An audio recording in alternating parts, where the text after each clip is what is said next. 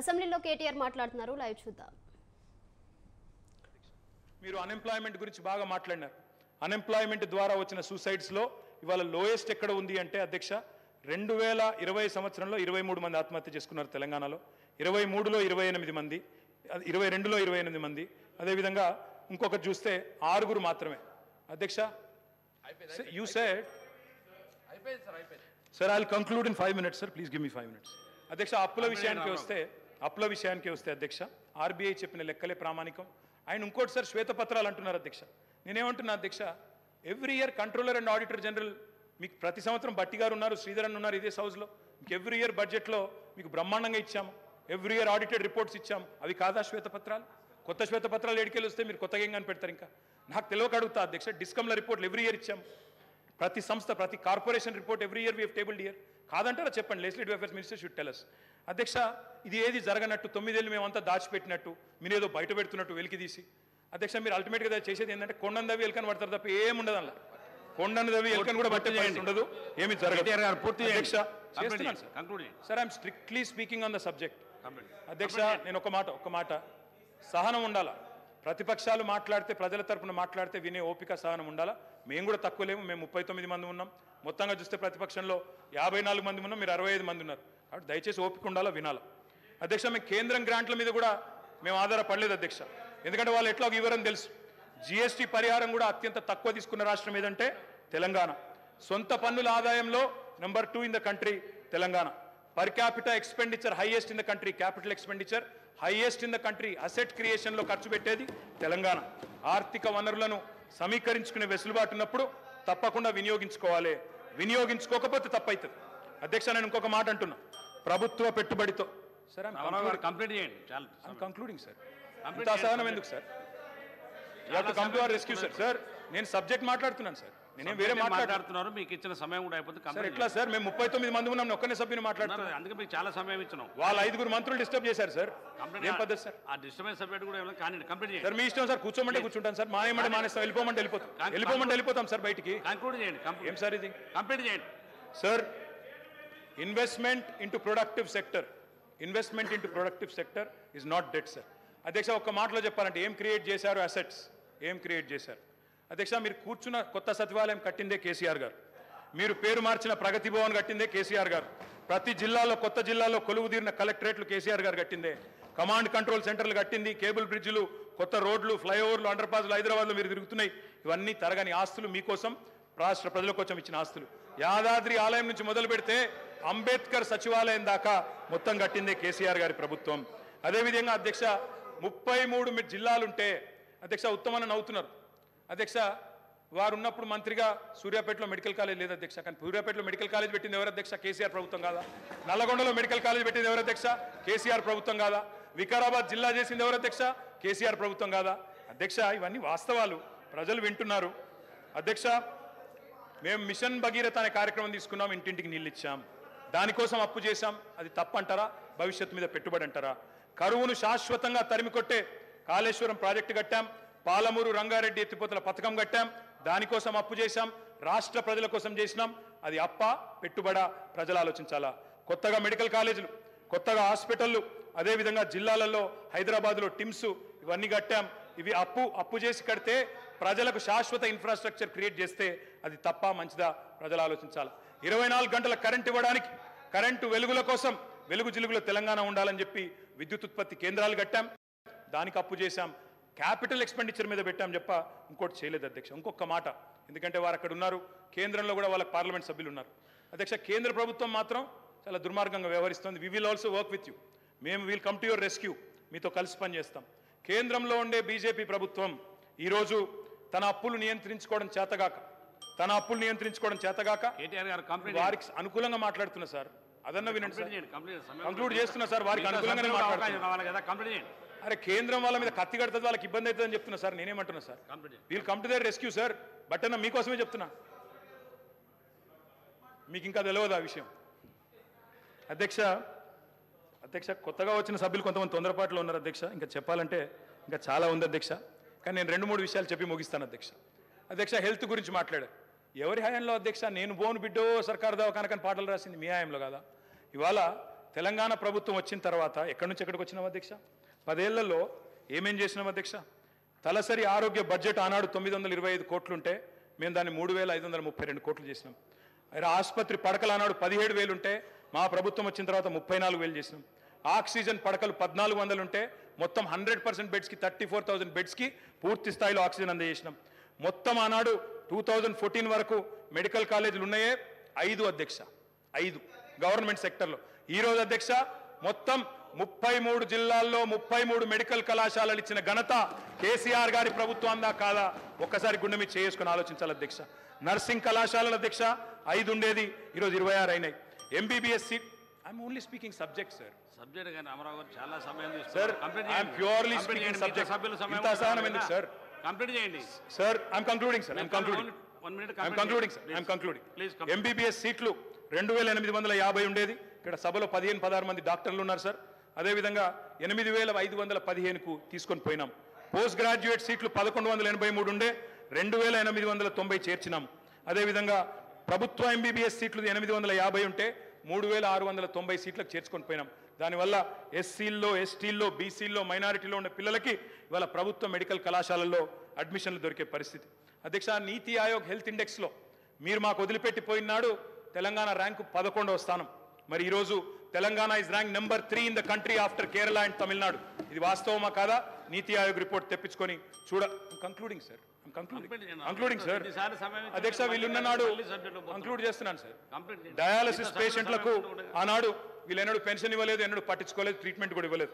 అధ్యక్ష, ఆనాడు డయాలసిస్ కేంద్రాలు లేవు రాష్ట్రంలో. 3 డయాలసిస్ కేంద్రాలు ఉండే, ఈరోజు 103 చేసినాం. అమ్మ ఒడి వాహనాలు 0, ఈరోజు 300 చేసినాం. బస్తీ దవాఖానాలు 0, 370 పెట్టాం. వరంగల్లో హెల్త్ మినిస్టర్ గారు పోయి ప్రారంభించవచ్చు. వరంగల్లో రెడీ అవుతా ఉంది సార్. 24 స్టోరీస్లో 1,100 కోట్ల రూపాయలతో బ్రహ్మాండంగా Telangana's largest hospital is in Warangal. మా దామన్న ఓపెన్ చేయాలని చెప్పి నేను మనస్ఫూర్తిగా కోరుతా ఉన్నాను సార్. అధ్యక్ష, అదేవిధంగా అధ్యక్ష జిల్లాకు ఒక మెడికల్ కాలేజ్, నిమ్స్ విస్తరణ, టిమ్స్ హాస్పిటల్స్ 370, బస్తీ దవాఖానాలు, మహిళల కోసం ప్రత్యేకంగా ఇవన్నీ ఉన్నాయి సార్. ఇంకా ఇన్స్టిట్యూషనల్ డెలివరీస్ సార్. సార్ మీది దేవరకొండ, మీది తమరిది దేవరకొండ. దేవరకొండలో ఒకనాడున్న పరిస్థితి ఏంటి సార్? ఇవాళ ఉన్న పరిస్థితి ఏంటి సార్? ఒకనాడు పసిపిల్లల అమ్మకాలను చదివేది, ఇవాళ మాతా శిశు మరణాలు తగ్గినాయి సార్. మాతా శిశు మరణాలు ఎట్లా తగ్గినాయి సార్ అంటే ఇన్స్టిట్యూషనల్ డెలివరీస్ ప్రోత్సహించడం వల్ల. శిశు మరణాలు ఆనాడు 2014లో 1039 ఉంటే ఈరోజు 19 అయినాయి సార్. ప్రసూతి మరణాలు ఆనాడు 2014లో 91 ఉంటే ఈరోజు 40 అయినాయి. ఇన్స్టిట్యూషనల్ డెలివరీస్ బ్రహ్మాండంగా పెరిగినాయి. ఇంకా చెప్పాలంటే చాలా ఉంది అధ్యక్ష. నేను ముగిస్తా ఉన్నాను అధ్యక్ష. ముగించే ముందు నేను ఈ ప్రభుత్వానికి చెప్పేది ఒకటే అధ్యక్ష. అధ్యక్ష, మీరు కూడా మాలాగా ప్రగతిశీలమైన అభ్యుదయమైన ఆలోచనలతో ముందుకొస్తే తప్పకుండా నిర్మాణాత్మకమైన ప్రతిపక్షంగా తప్పకుండా వెల్కమ్ చెప్తాం అధ్యక్ష. కానీ తిరోగమన నిర్ణయాలు తీసుకుంటే మాత్రం ప్రజల పక్షాన నిలదీస్తాం. మేము హైదరాబాద్ ఫార్మా సిటీని కట్టాలి. హైదరాబాద్కున్న ఒక ప్రత్యేకత, మరి లక్షలాది మందికి 40% ఇవాళ ఫార్మస్యూటికల్స్ ఉత్పత్తి చేసే నగరం హైదరాబాద్. వ్యాక్సిన్లకు ప్రపంచంలోనే రాజధాని హైదరాబాద్. అట్లాంటి హైదరాబాద్లో మొత్తం కన్సాలిడేట్ చేసి ఒక సూపర్ పవర్గా హైదరాబాద్ను ఇంటర్నేషనల్ ఇంపార్టెన్స్ ఉన్న ప్రాజెక్ట్ అధ్యక్ష. నిన్ననే పేపర్లో చూశాను, ముఖ్యమంత్రి గారు రివ్యూ చేశారు, క్యాన్సిల్ చేశారు. కానీ ఆ రివ్యూలో పరిశ్రమల మంత్రి లేరు, పరిశ్రమల కార్యదర్శి లేరు. మరి ఇది మంచిది కాదు అధ్యక్ష. ఇది రాష్ట్రానికి మంచిది. మా మీద కక్షతో ఒక మంచి ప్రాజెక్ట్ రాష్ట్రానికి దూరం చేయకండి సార్. నేను కంప్లీట్ చేయండి సార్. మీకు ఇంత సమయం ఇచ్చా, 3 సార్లు ఇచ్చిన మీకు సమయం. మీరు అడుగుతున్నా కూడా కంప్లీట్ చేయమని చెప్పాను. ముగియండి, మీరు కంప్లీట్ చేయండి. Concluding sir. 1 minute sir. Subject అయింది సమయం. హైదరాబాద్ ఫార్మా సిటీ లాంటి జాతీయ అంతర్జాతీయ ప్రాముఖ్యత ఉన్న ఒక ప్రాజెక్టును రద్దు చేసే ముందు పునరాలోచించాలని చెప్పి నేను కోరుతా ఉన్నాను అధ్యక్ష. కట్టడము నిలబెట్టడమే మాకు తెలిసిన పని, పడగొట్టడం కులగొట్టడం మా పని కాదు, మేము చేయము. అధికారంలో నిర్మాణాత్మకంగా పనిచేసినాం, ప్రతిపక్షంలో చేస్తాం. మీ మేనిఫెస్టోను మీరు మర్చిపోయినా మేము మర్చిపోము, ప్రజల తరపున క్వశ్చన్ చేస్తాం. ప్రజా ప్రయోజనాల పరిరక్షణ కోసం ఖచ్చితంగా నిలబడతాం. మాది తెలంగాణ కోసమే పుట్టిన పార్టీ, తెలంగాణ కోసమే నిలబడే ఏకైక పార్టీ. అందుకే మేము చెప్తా ఉన్నా అధ్యక్ష. ప్రజాకవి కాళోజీ చెప్పారు, ముగిస్తున్నాను సార్. ముగియండి. ప్రజాకవి కాళోజీ చెప్పారు సార్. ఏలేటి మహేశ్వర్ రెడ్డి గారు ముగియండి సార్. మరి కంక్లూడ్ చేయండి. మీరు ఇంత ఎన్నిసార్లు సమయం ఇచ్చినా మీరు చేయకపోతే ముగియండి. ముగియండి, కంప్లీట్ చేయండి.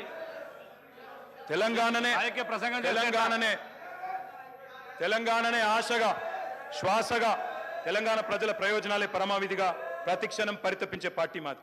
పరపీడన వదిలించిన వాళ్ళం, పరాయి పెత్తనాన్ని సహించబోము. ఢిల్లీ నుంచో కర్ణాటక నుంచో రిమోట్లతో కంట్రోల్ చేయాలని చూస్తే ఊరుకోము. ప్రజాకవి కాళోజీ గారు చెప్పిన అయిపోయింది సార్. ఏలేటి మహేశ్వర రెడ్డి గారు, మీరు ఇంత సమయం అయితే మీరు రాజకీయ ప్రసంగం చేస్తున్నారు ఎట్లా సార్? మీకు ఇన్నిసార్లు సమయం ఇచ్చిన మీరు మళ్ళీ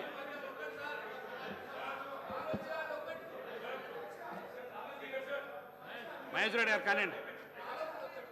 మీరు ఇంకా రాజకీయ ప్రసంగం మొదలు పెడితే ఎట్లా సార్? సబ్జెక్టు కంప్లీట్ అయినా కూడా కంప్లీట్ చేయండి.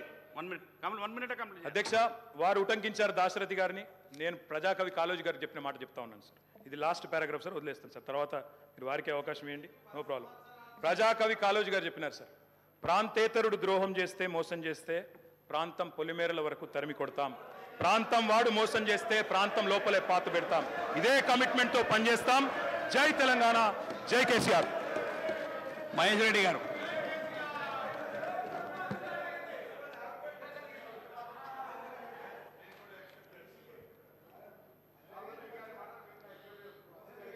అధ్యక్ష,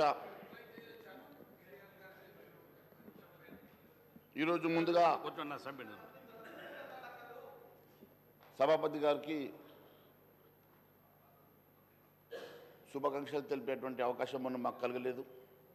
మరి ఇప్పుడు వారు చైర్ మీద కూడా లేరు. అయినా మీ ద్వారా వారికి నేను శుభాకాంక్షలు తెలియజేస్తా ఉన్నాను. ఒక మంచి మనిషి, స్నేహశీలి, గతంలో మాతో పనిచేసేటువంటి అనుభవం ఉన్నటువంటి వ్యక్తిగా, నాకు తెలిసినటువంటి వ్యక్తిగా వారికి నేను భారతీయ జనతా పార్టీ తరఫున హార్దిక శుభాభినందనలు, శుభాకాంక్షలు తెలియజేస్తూ ఉన్నాను. అదే మాదిరి ఈరోజు ముఖ్యమంత్రి గారు కూడా సభలో లేరు, బహుశా చూస్తున్నారేమో ఛాంబర్ నుంచి. వారికి కూడా వారు ప్రమాణ స్వీకారం చేసిన తర్వాత వారికి శుభాకాంక్షలు తెలిపేటువంటి అవకాశం కలగలేదు. ఆ రోజు మేము ఊర్లో లేని కారణంగా మరి ఈరోజు మీ ద్వారా వారు మిత్రులు గౌరవనీయులు రేవంత్ రెడ్డి గారు ముఖ్యమంత్రిగా ప్రమాణ స్వీకారం చేసి సభాధ్యక్షుడిగా ఎన్నికైనందుకు కూడా వారికి కూడా భారతీయ జనతా పార్టీ తరఫున శుభాకాంక్షలు తెలియజేస్తా ఉన్నాను. మిత్రుల అధ్యక్ష, నిన్న జరిగినటువంటి గవర్నర్ గారి ప్రసంగం కేవలం కాంగ్రెస్ పార్టీ మేనిఫెస్టో చదివినట్టుగానే ఉన్నది. హామీలు వారు చదివారు కానీ దాని ఇంప్లిమెంటేషన్ కానీ కార్యాచరణ కానీ ఏమి చెప్పకపోవడం కొంచెం బాధాకరంగా ఉన్నది. కార్యాచరణ చెప్పి ఉంటే బాగుండేదని చెప్పి మేము భావిస్తూ ఉన్నాం. కేవలం మేనిఫెస్టోకు చట్టబద్ధత లేకుంటే ఆ మేనిఫెస్టోకు విలువ ఉండదు. చట్టబద్ధత కోసం ముఖ్యమంత్రి గారు సంతకం చేశారు. బహుశా అధికారులు దాని మీద కసరత్తు చేస్తున్నారేమో. కానీ ఎంతసేపు 6 గ్యారంటీల విషయమే మాట్లాడుతూ ఉన్నారు కానీ మరి మిగిలిన 412 హామీల గురించి ఈ ప్రభుత్వం మాట్లాడడం లేదు. 412 హామీలు ఒక 420కి ఒక 8 హామీలు మాత్రమే తక్కువగా ఉన్నాయి. 412 హామీలు ఇచ్చారు. మాట్లాడితే 6 హామీల గురించే పదే పదే చెప్తా ఉన్నారు. మరి చట్టబద్ధత ఎప్పటికల్లా చేస్తారు? మరి ఈ సభలోనే చట్టబద్ధత తీసుకొస్తే బాగుంటుందని చెప్పి మేము భావిస్తూ ఉన్నాం. కేవలం ఈ సెషన్లోనే దాన్ని పెట్టి ఆమోదించాలని చెప్పి మేము కోరుతా ఉన్నాం. ప్రజావాణి పరిష్కార వేదిక కావాలి కానీ కేవలం పబ్లిసిటీ షో కోసం కాదని చెప్పి మేము తెలియజేస్తూ ఉన్నాం. ప్రజావాణి పేరు మీద కేవలం పబ్లిసిటీ చేసుకోవాలని ప్రయత్నం చేస్తే భారతీయ జనతా పార్టీ తరఫున ఊరుకునే సమస్య లేదు. మీరు పదే పదే ప్రజల తమ కష్టాలు, సమస్యలు, బాధలు, ఆవేదనలు చెప్పుకునేందుకు ప్రజావాణి కార్యక్రమాన్ని ఆర్భాటంగా మొదలుపెట్టినామని చెప్పుకున్నటువంటి ముఖ్యమంత్రి గారు సీఎం క్యాంప్ ఆఫీసులో ప్రజా దర్బారుని ప్రతిరోజు నడిపిస్తారని చెప్పుకున్నారు. ప్రతిరోజు దర్బారు నడిపిస్తామని చెప్పి ఈరోజు కేవలం వారానికి 2 రోజులు మాత్రమే మరి ప్రజా దర్బారు అని చెప్పి మళ్ళీ మాట మార్చారు. ప్రతిరోజు నడిపిస్తామని చెప్పారు. మరి అదే ప్రజావాణి ఈరోజు నడుస్తున్నటువంటి 2 రోజుల ప్రజావాణి రేపు మరి సీఎం గారు కొత్త క్యాంప్ ఆఫీసులో వేరుగా పెడతారా, ఇక ఇదే ప్రజావాణిని వారు నడిపిస్తారా? మరి ఈ ప్రజావాణిని నడిపిస్తే మరి ముఖ్యమంత్రి గారు వారి మంత్రివర్యులందరూ కూడా రోజు కూర్చొని అర్జీలు తీసుకుంటారా, అధికారులతో సహా కూర్చొని వెంటనే పరిష్కారం చేస్తారా? దాని మీద కూడా మరి ప్రజలకు స్పష్టత ఇవ్వాల్సినటువంటి అవసరం ఉందని తెలియజేస్తా ఉన్నాను. ఇప్పుడు రూపొందించిన కార్యక్రమం వారం రోజులకు బదులుగా 2 రోజులు అనడం నిజంగా ప్రజల్ని తప్పుదో పట్టించడంగానే మేము భావిస్తూ ఉన్నాం. మా ఎమ్మెల్యేలందరూ నియోజకవర్గాల్లో ప్రతిరోజు ప్రజా దర్బారులో ఉంటారని చెప్పారు. ఇప్పటికీ కూడా అవి ఎక్కడ కూడా మొదలైన దాఖలాలు కనబడడం లేదు. మహేశ్వర రెడ్డి గారు ప్రగతి భవన్ పేరుకే గవర్నర్ ధన్యవాదాలు. దాని మీద ఇవన్నీ అదే మాట్లాడుతున్నానండి. గవర్నర్ ప్రసంగంలో మాట్లాడిన అధ్యక్ష గవర్నర్ ప్రసంగంలో మాట్లాడించిన నేను చెప్తా ఉన్నాను. సబ్జెక్ట్ ప్రగతి భవన్ ప్రజాభవన్గా మారింది, ప్రజల వినియోగంకి మాత్రం రాలేదు. ఈరోజు ప్రగతి భవన్లో మీరు గతంలో ముఖ్యమంత్రి గారు చెప్పినట్టుగా ప్రగతి భవన్ హాస్పిటల్గా మారుస్తామన్నారు. అదే మాదిరిగా ప్రగతి భవన్ని స్టడీ సర్కిల్ చేస్తాము, అక్కడి నుంచి ఐఏఎస్ ఐపీఎస్ ఆఫీసర్ ప్రొడ్యూస్ చేస్తాము, అక్కడి నుంచి విద్యావంతులు ప్రొడ్యూస్ చేస్తాము, భారతదేశానికి వర్ణ తెచ్చేటువంటి వాళ్ళను ప్రొడ్యూస్ చేస్తామని చెప్పి ఆ రోజు మరి పిసిసి అధ్యక్షుడు ఉన్నటువంటి ఈరోజు ముఖ్యమంత్రి గారు చెప్పారు. మరి దాన్ని ప్రగతి భవన్ని ఈరోజు ప్రజా దర్బారుగా ఒకసారి మారుస్తే మరి ఉప ముఖ్యమంత్రి గారి రెసిడెన్స్గా కూడా ఒక భవనాన్ని ఇచ్చారు. మరి మీరు ఇచ్చినటువంటి హాస్పిటల్, మీరు హామీ ఇచ్చినటువంటి హాస్పిటల్ కానీ, మీరు హామీ ఇచ్చినటువంటి మరి స్టడీ సర్కిల్ కానీ మరి ఇక్కడ కూడా కనబడతలేదు. మరి దాని విషయంలో కూడా ప్రజలు స్పష్టత కావాలని కోరుకుంటా ఉన్నారు. అదే మాదిరిగా కేసీఆర్ సర్కారు చేసినటువంటి అప్పుల కుప్పల గురించి గవర్నర్ గారు ప్రసంగంలో మీరు మాట్లాడారు, ప్రసంగంలో చెప్పారు. మరి మీరు ఇంకా అదనంగా అప్పులు చేద్దామన్నా, లేకుంటే ఈ అప్పులు చూయించి ఈ అప్పుల కుప్పలు చూయించేసి ఇచ్చిన హామీల్ని తప్పించుకోవాలని ప్రయత్నం చేస్తే ప్రజలు ఊరుకునే సమస్య లేదని చెప్పి తెలియజేస్తా ఉన్నాను. ఇది అప్పులను సాగుగా చూపించేసి ఇచ్చినటువంటి హామీల్ని నెరవేర్చకుండా తప్పించుకుంటే ప్రజలు ఊరుకోరని చెప్పి కూడా తెలియజేస్తా ఉన్నాను. రాష్ట్ర పరిస్థితి దుర్భరంగా ఉందని, రాష్ట్ర సర్కారు దాదాపు 5 లక్షల కోట్ల రూపాయలు అప్పు ఉందని చెప్పేసి పదే చెప్తా ఉన్నారు.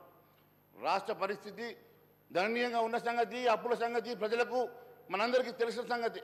కానీ దాన్ని అడ్డం పెట్టేసుకొని హామీలను విస్మరిస్తే మాత్రం భారతీయ జనతా పార్టీ ఊరుకున్న సమస్య లేదని చెప్పి తెలియజేస్తా ఉన్నాను.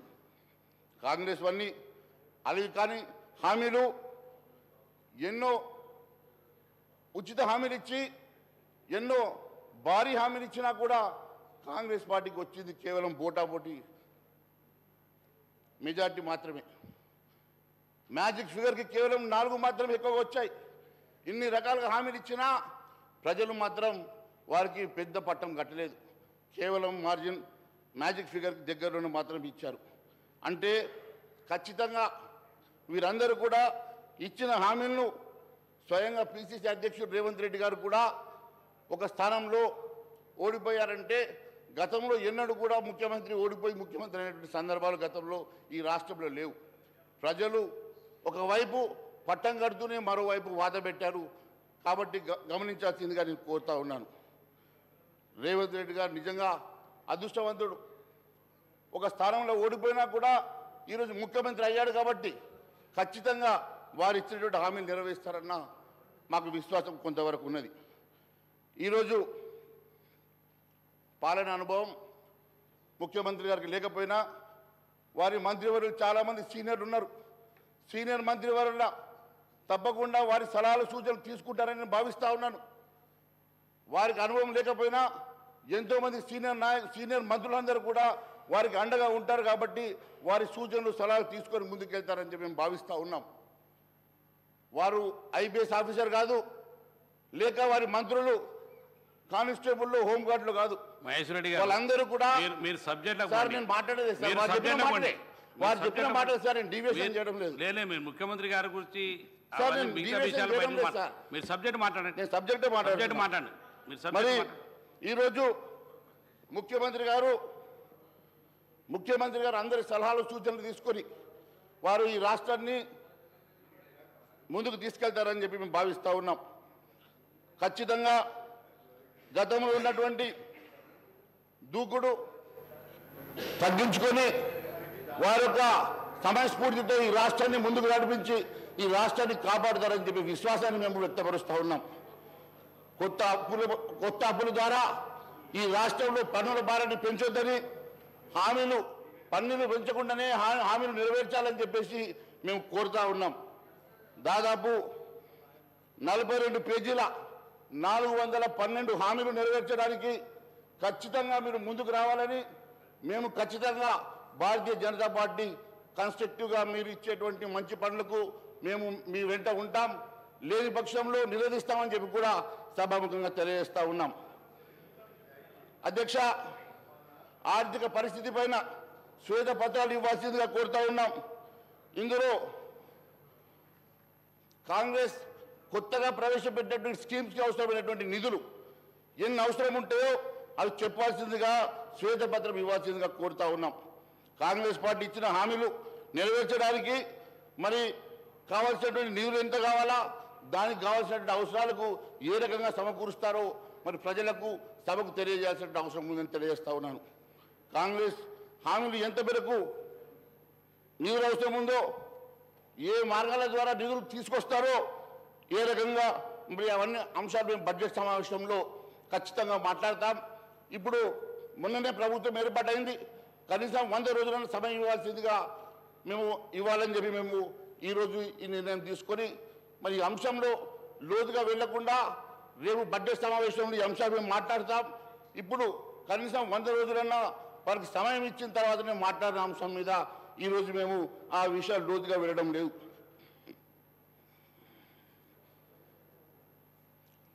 ఉచితాలు రాష్ట్రాన్ని ఇంకా అప్పుల ఊబిలోకి నెట్టే పరిస్థితి ప్రమాదం ఉన్నది. చేపలను ఇవ్వడం కాదు, చేపల్ని పట్టించడం నేర్పడం అవసరమని చెప్పి వారికి కావాల్సినటువంటి మరి ఉపాధి కల్పించడమే తప్ప ఈ రకంగా ఉచితాల వల్ల మరి పెద్దగా ఉపయోగం లేదని చెప్పి కూడా మేము తెలియజేస్తా ఉన్నాం. భారతీయ జనతా పార్టీ ఇలాంటి హామీలు ఎట్టి పరిస్థితుల్లో సాధ్యం కాదు. ఈ బడ్జెట్కి ఇప్పుడున్నటువంటి బడ్జెట్కి సరిపోదని చెప్పి మాతో పాటు ఎంతోమంది మేధావులు కానీ ఎంతోమంది విశ్లేషకులు చెప్పినప్పటికీ కూడా అవేమీ పట్టనట్టుగా మీరు కేవలం అధికారంలో రావాలనే ఆకాంక్షతోటి మాత్రమే ఇష్టానుసారంగా హామీలు ఇచ్చినట్టు కనబడతా ఉంది. మరి ఈ హామీలు ఎంతవరకు నెరవేరుస్తారు, ఈ హామీలు ఎంతవరకు పూర్తి చేస్తారో అని ప్రజలు కూడా ఎదురు చూస్తున్నారని చెప్పి కూడా తెలియజేస్తారు. మహేశ్వర్ రెడ్డి గారు గౌరవ శాసనసభ్యులు గతంలో ఈ రాష్ట్రం బాగుండాలి, అందరికీ ఇల్లు రావాలి, అందరికీ ఉద్యోగాలు రావాలి, ఈ రాష్ట్రంలో ఉన్నటువంటి నదీ జలాలన్నీ కూడా రాష్ట్రానికి పారాలి, పంటలు బాగా పండాలి అని మనం అందరం అనుకున్నదే. మేము ఈరోజు ఇచ్చినటువంటి హామీలు కూడా ఈ రాష్ట్రంలో ఉన్నటువంటి నిరుద్యోగ యువకులందరికీ ఉద్యోగాలు ఇవ్వాలని, ఇల్లు లేని ప్రతి పేదవాడికి ఇల్లు ఇవ్వాలని, ఇంటి స్థలం లేకపోతే కనీసం ఇంటి స్థలం కూడా ఇవ్వాలని, ఆర్థికంగా మహిళలంతా కూడా తలెత్తుకొని ఆత్మగౌరవంతో బతకడానికి కావాల్సినటువంటి కొంత ఆర్థిక సహాయాన్ని వారికి ప్రతి నెల అందించాలని, ఇవన్నీ కూడా ఈ సమాజం తెలంగాణ రాష్ట్రంలో ఉన్నటువంటి అన్ని వర్గాల ప్రజల అభ్యున్నతి కోసం మేము ప్రకటించి మా కమిట్మెంట్తో మేము ఇచ్చినటువంటి హామీలు. ఈ హామీలన్నీ నెరవేరటం కోసం మేమొక్కడే కాదు, ఈ సభలో ఉన్నటువంటి అన్ని రాజకీయ పార్టీలు కూడా కోరుకోవాలి, దానికి కావాల్సినటువంటి సహాయ సహకారాలు అందించాలి. కేంద్రంలో ఉన్నటువంటి భారతీయ జనతా పార్టీ కూడా తెలంగాణ రాష్ట్ర అభివృద్ధి కోసం, తెలంగాణ రాష్ట్ర యువకుల కోసం, తెలంగాణలో ఉన్నటువంటి ఇల్లు లేనటువంటి పేదవాళ్ళ కోసం కావాల్సినటువంటి ఆర్థిక సహాయాన్ని కేంద్ర ప్రభుత్వం నుంచి అందించి ఈ రాష్ట్ర ప్రభుత్వ ప్రజల ఆకాంక్షలు నెరవేర్చడం కోసం మీ ప్రయత్నం కూడా మీరు సహకరించాలని, కొనసాగించాలని కోరుతూ ఆ దిశలో మీరు ఏమేమి చేయగలరో సభకి వాటికి చెప్పవలసిందిగా విజ్ఞప్తి చేస్తాం. Thank you. ఈరోజు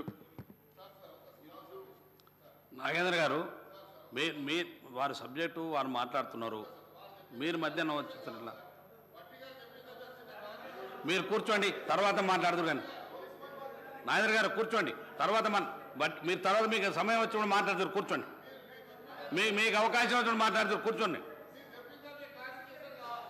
మీకు అవకాశం వచ్చినప్పుడు మాట్లాడుతారు, కూర్చోండి. మీరు కూర్చోండి ప్లీజ్.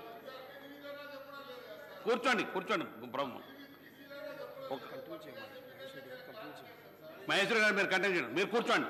గౌరవ సభ్యులు మాట్లాడుతున్నాడు, మీరు మధ్యాహ్నం ఇంటర్ఫియర్ అవుతున్నారు. కూర్చోండి ప్లీజ్ కానీ మహేశ్వరి గారు కానివ్వండి. మహేశ్వరి గారు కానివ్వండి. ఇవ్వలేదండి కానివ్వండి. అధ్యక్ష మీరు కూర్చోండి. ఈ రకంగా కూర్చోండి మహేశ్వరి గారు కానివ్వండి. అదే మాదిరిగా ఇప్పుడే పెద్దలు ఉప ముఖ్యమంత్రి బట్టి విక్రమార్క గారు మాట్లాడుతూ వారిచ్చిన 412లో కేవలం 2-3 అంశాలు మాత్రమే ప్రస్తావిస్తూ ఉన్నారు. అసలైనటువంటి అంశాలు ఎందుకు ప్రస్తావించడం లేదు? మరి బడ్జెట్కి భారమైనటువంటి అంశాలు మరి మొన్ననే మరి మీరు ఇచ్చినటువంటి హామీలలో రైతు బంధు 15,000 రూపాయలు ఇస్తామని చెప్పి కేవలం 5,000 రూపాయలు ఇచ్చి మాత్రం చేతులు దులుపుకున్నారు. మరి అది ఇస్తారా? ఎన్నికలకు ముందు అది టీఆర్ఎస్ ప్రభుత్వం జమ చేస్తూ ఉంటే మీరు అవి తీసుకోండి, ఎన్నికల తర్వాత మిగిలితే మేము ఇస్తామని చెప్పి ముఖ్యమంత్రి గారు చెప్పినట్టు నేను చూశాను. మరి ఇప్పుడు 5,000 ఇచ్చారు, మిగిలిన 5,000 ఎప్పటికల్లా ఇస్తారో మరి అది ఇవ్వాల్సిందిగా కోరుతా ఉన్నాను. నేను ఒకటే అడుగుతా ఉన్నాను, మీరు ఇచ్చినటువంటి హామీలు నెరవేర్చడానికి ఏ రకంగా నిధులు సమకూర్చుకుంటారు, ఏ రకంగా నిధుల్ని మరి జమ చేసేసి ఈ రాష్ట్రాన్ని నడిపిస్తారు, ఏ రకంగా మీరు ఇచ్చినటువంటి 412 హామీలు నెరవేరుస్తారో శ్వేతపత్రం ఇవ్వాల్సిందిగా గౌరవ ముఖ్యమంత్రి గారిని కోరుతా ఉన్నాను మీ ద్వారా. అదే మాదిరి ఇందాక మాట్లాడుతూ తెలంగాణ నిన్న గవర్నర్ గారి ప్రసంగంలో కూడా తెలంగాణ రాష్ట్రం కేవలం సోనియా గాంధీ వల్లనే వచ్చిందని అంటా ఉన్నారు. అధ్యక్ష, మీకు తెలుసు ఆ రోజు భారతీయ జనతా పార్టీ లేకుంటే తెలంగాణ రాష్ట్రం సాధ్యమయ్యేది కాదు. ఆ విషయంలో సుష్మా స్వరాజ్ గారిని మర్చిపోవడం చాలా బాధాకరంగా ఉన్నది. ఆ రోజు రాజ్యసభలో కూడా భారతీయ జనతా పార్టీ ఇచ్చినటువంటి సహకారాన్ని కూడా మర్చిపోవడం బాధాకరంగా ఉన్నది. మరి ఖచ్చితంగా భారతీయ జనతా పార్టీ లేకుంటే ఈ తెలంగాణ సాధ్యమయ్యేది కాదు. అలాంటి సుష్మా స్వరాజ్ గారిని భారతీయ జనతా పార్టీని మరి పూర్తిగా విస్మరించడం నిజంగా బాధాకరంగా ఉంది. ఇది ఏ సోనియా గాంధీ గారితో కేసీఆర్ గారితో కాదు, సకల జనుల సమ్మె వల్ల ప్రజలు కోరుకోవడం వల్ల తెలంగాణ రాష్ట్రం సాధించుకోగలిగినాం అనేది మరొకసారి తెలియజేస్తా ఉన్నాను. ఆ రోజు రాజకీయ అనివార్యత వల్లనే తెలంగాణ సాధ్యమైందని చెప్పి కూడా మరోసారి మీ ద్వారా తెలియజేస్తా ఉన్నాను. మరి ఇప్పుడే గౌరవ సభ్యులు కేటీఆర్ గారు మాట్లాడుతూ కేంద్రాన్ని మీరు నిందించే ముందు కేంద్రం మీకు ఇచ్చినట్టు సహకారాన్ని పదే మెడికల్ కళాశాలలు మీవని చెప్పుకుంటా ఉన్నారు. మెడికల్ కళాశాలలు పర్మిషన్ ఇచ్చింది కేంద్ర ప్రభుత్వము. మెడికల్ కళాశాలకి నిధులు కేటాయించింది కేంద్ర ప్రభుత్వము. నిధులు కేటాయించింది లోన్గా తీసుకున్నారు. మళ్ళీ అంతేకాకుండా ఇప్పటివరకు మాట్లాడిన కేటీఆర్ గారు మళ్ళీ కేంద్రంలో ఏదైనా అంశం వస్తే మీకు వాళ్ళ సంగతి తెలియదు, రెస్క్యూకి వస్తా అంటున్నారు. అంటే వారి రెస్క్యూ మరి వారికి అవసరమా లేదా వారు తెలుసుకోవాలా?